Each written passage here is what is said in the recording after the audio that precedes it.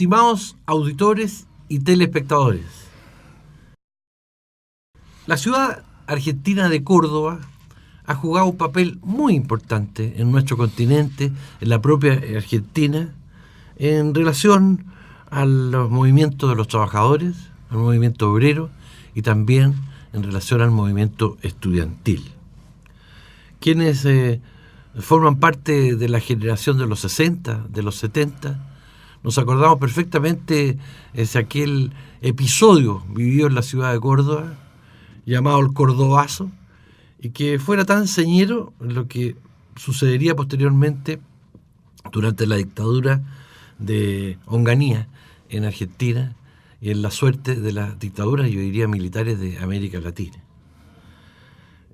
Nosotros tenemos el privilegio hoy de contar con un libro justamente llamado El Cordobazo, que ha escrito el profesor Jorge Lacera Boneto, bueno, un amigo de esta casa, más que un amigo, médico, pintor, como dice él que también es, ya vamos a hablar sobre eso, quien fuera decano de la Facultad de Medicina y quien fuera prorector de nuestra Universidad de Chile.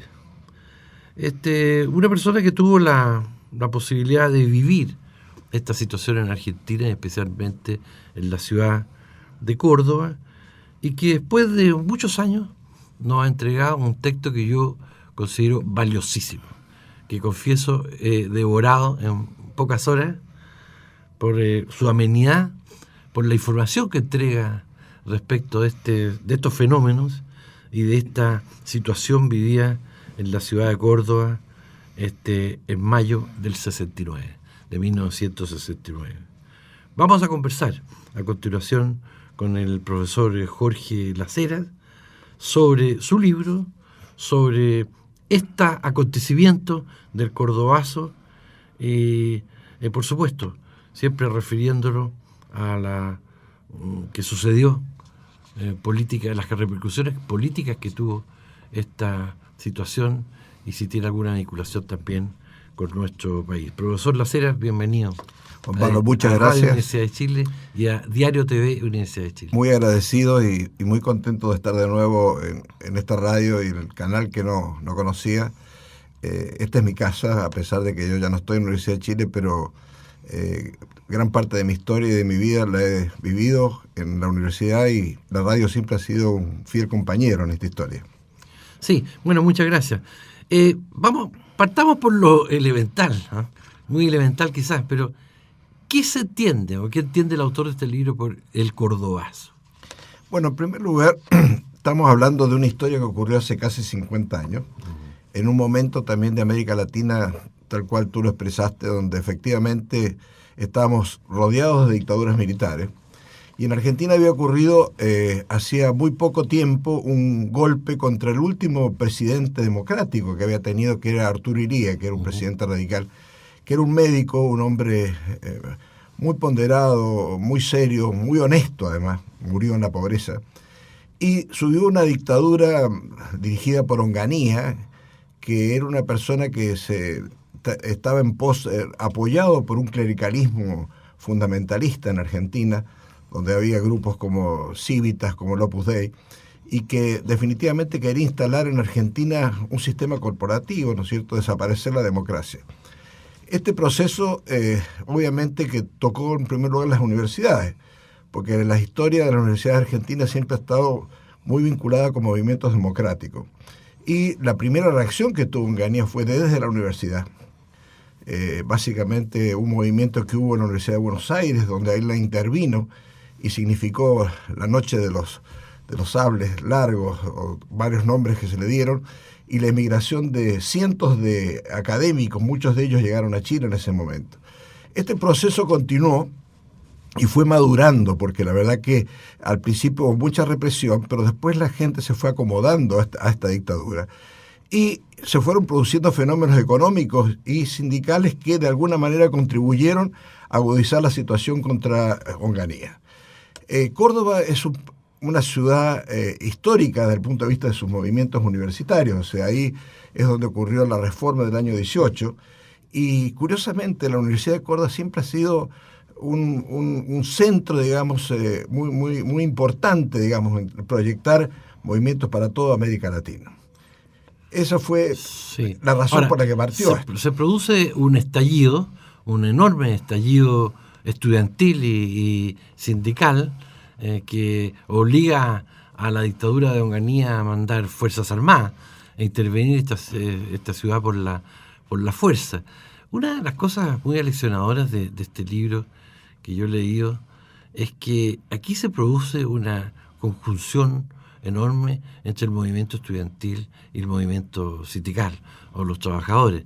Cuestión que, bueno, con todas las analogías que tiene el Cordobazo con lo sucedido en Chile después, lo cierto es que ahí se marca una férrea relación entre obrero y estudiante, como se decía. Entonces, cuestión que aquí no ha sucedido. Yo diría que no ha sucedido hasta el día de hoy, donde las más populosas manifestaciones de trabajadores, de los pensionados, por ejemplo, no confluyen necesariamente con las movilizaciones estudiantiles. ¿Cómo se produce en Argentina esta conjunción, justamente? Bueno, yo creo que todos los que hemos sido dirigentes estudiantiles, ¿no es cierto?, en nuestra vida, siempre soñamos con esta alianza obrero-estudiantil. Estamos todos conscientes, ¿no es cierto?, de que los procesos revolucionarios en el mundo nunca se han dado solamente por los estudiantes. O sea, los estudiantes no tienen suficiente fuerza, no son fuerza productiva. Por lo tanto, lograr la alianza obrero-estudiantil siempre ha sido un sueño nuestro. En Córdoba, los sindicatos, digamos, tenían mucho poder porque Córdoba era una ciudad industrial y una ciudad, digamos, que tenía mucha energía desde el punto de vista de sus sindicalistas. Y curiosamente, había algunos sindicalistas que no eran peronistas, que no pertenecían a la tradición, ¿no es cierto?, a la historia del peronismo, con sindicatos muy corruptos, ¿no es cierto?, que eran muy manipulados por Perón en su momento. Bueno, en Córdoba había un sindicato que se llamaba Luz y Fuerza, que era el sindicato de no sé cómo se llama, el equivalente que tenemos nosotros acá en Chile, que estaba dirigido por una persona que era muy especial, que era, como yo digo, el paradigma no solamente de dirigente, sino de un hombre político, que se llamaba Agustín Tosco. Este hombre no era peronista, no era antiperonista tampoco, pero era un hombre de izquierda, un hombre que había estado muy vinculado en algún momento con el Partido Comunista, después se había salido, y siempre estuvo cercano a la izquierda. Y este hombre significó, digamos, una cabeza atrás del cual se sumaron los estudiantes. Este no fue un movimiento, a diferencia de lo que fue en mayo de 68 en París, que fue liderado por Cohn-Bendit y por los estudiantes, sí. Y se sumaron los obreros. Este fue al revés. Este fue un movimiento liderado por los obreros, al cual nos sumamos en su momento los estudiantes, que tuvimos ciertamente, ¿no es cierto?, un rol, yo diría, secundario con respecto a lo que hacían los obreros, porque los obreros salieron de la fábrica, ocuparon las calles, ¿no es cierto?, se enfrentaron a la policía y hasta al ejército en su momento. Bueno, esto sucede, como decíamos, en el año 69, 3 años después del golpe militar argentino de Onganía, en que más o menos reprodujo lo que venían haciendo todas las dictaduras militares, en Brasil, en Guatemala, y que luego después en Chile también pasara lo mismo. Intervención de las universidades, neutralización de las fuerzas vivas, control de la prensa. Aunque cada país tiene sus particularidades, uno puede ver estas analogías ahí. Pero lo que no tiene mucho que ver con nosotros y que es muy interesante en este relato es esto del peronismo. El peronismo que ya existía, que había que se había desarrollado el gobierno de Perón. Perón estaba en el exilio entonces en España, y de alguna forma el Cordobazo como que tiene repercusión en el peronismo, que está bastante disgregado, y logra cambiar de alguna forma, no sé si estoy en lo cierto, la ruta de los militares, porque después de esto ya no fue todo lo mismo en Argentina y las explosiones sociales se empezaron a reproducir, pese, ¿no es cierto?, a los costos que tuvo esto, porque uno aprecia en el libro que hay héroes, ¿no es cierto?, como este dirigente sindical, pero también hay muchas víctimas. Bueno, exacto. Yo creo que fue un movimiento, ¿no es cierto? Curiosamente, Córdoba siempre ha sido una ciudad muy antiperonista. O sea, el golpe militar contra Perón en el año 55 tuvo su origen y su centro en Córdoba. Y la universidad también ha sido básicamente los movimientos reformistas, integrados por el Partido Comunista, por el Partido Socialdemócrata, ¿no es cierto?, incluso por anarquistas. nunca ha sido territorio del peronismo la universidad, en general en Argentina, pero en Córdoba más que en otra parte.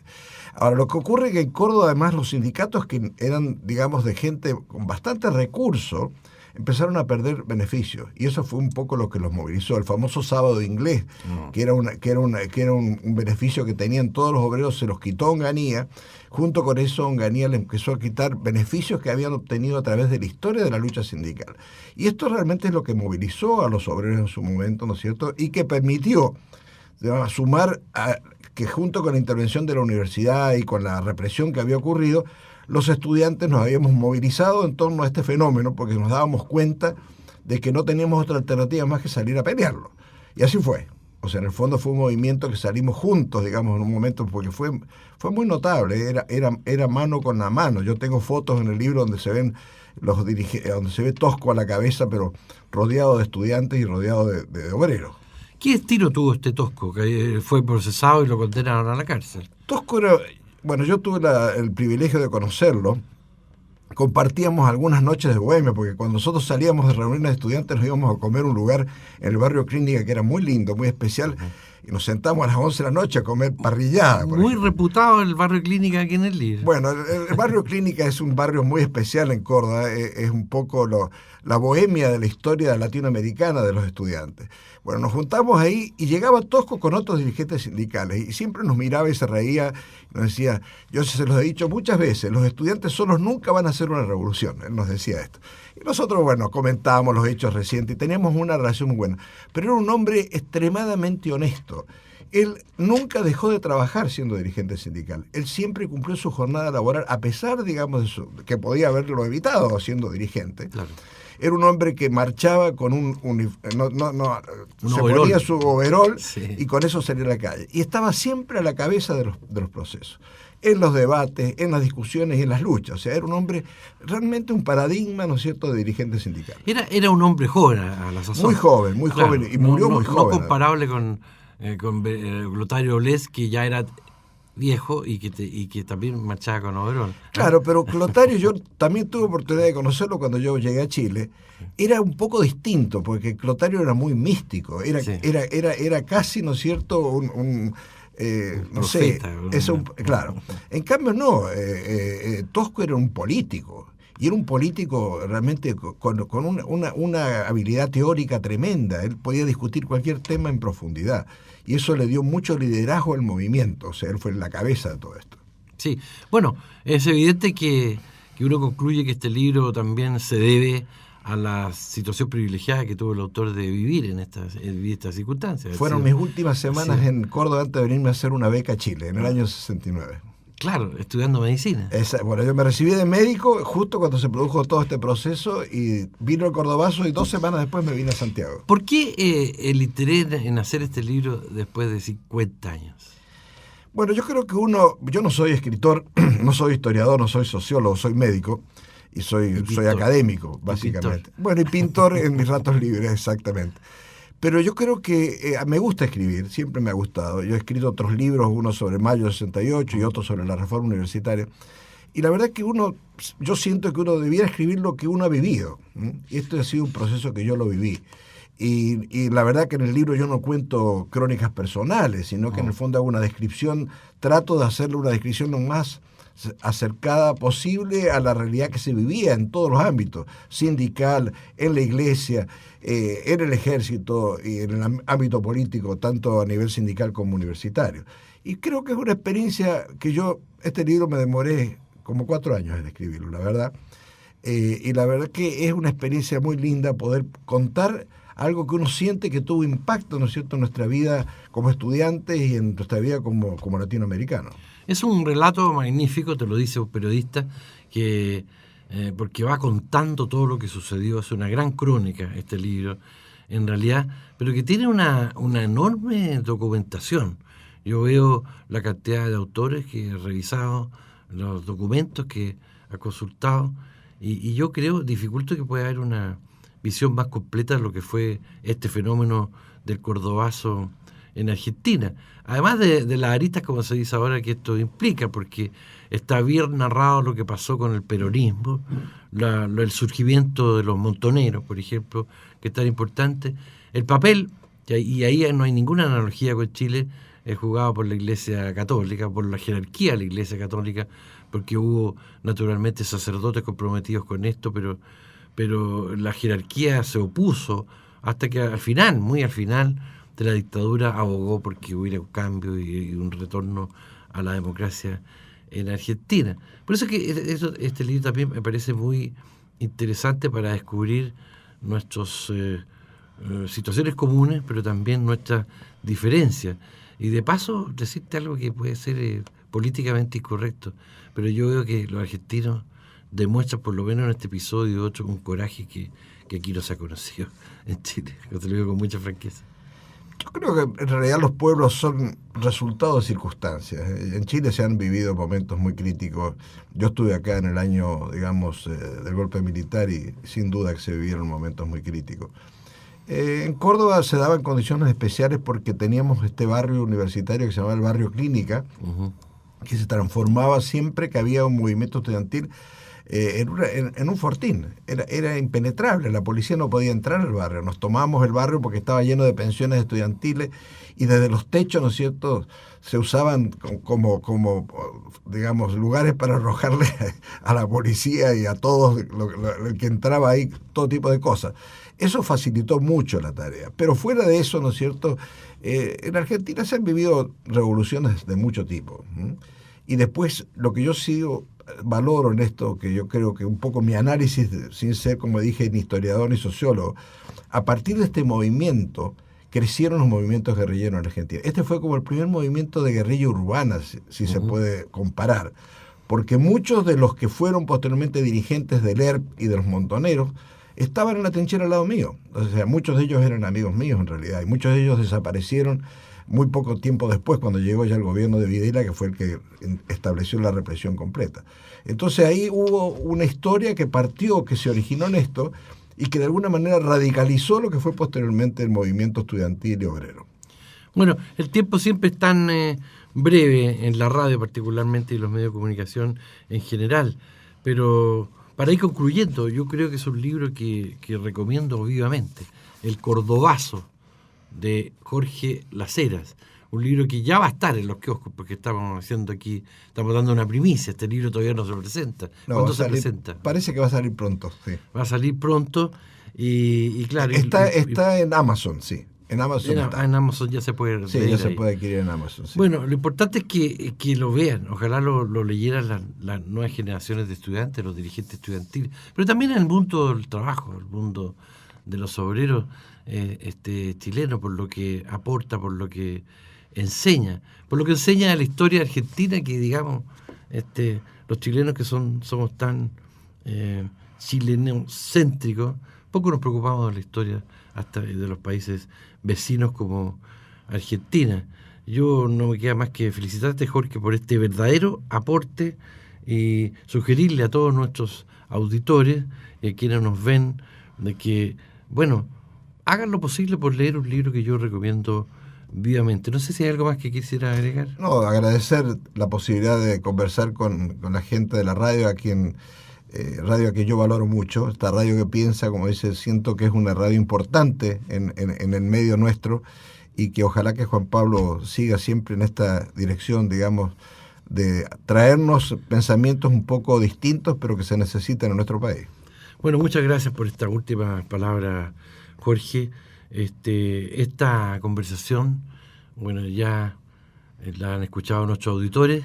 En un ratito más vamos a tenerla redactada, escrita en nuestro diario electrónico, y ahí mismo en nuestra sección Diario TV, donde va a quedar el registro de la imagen de esta conversación, Jorge. Mucha suerte con el libro. Muchas gracias, Juan Pablo. Muchas gracias.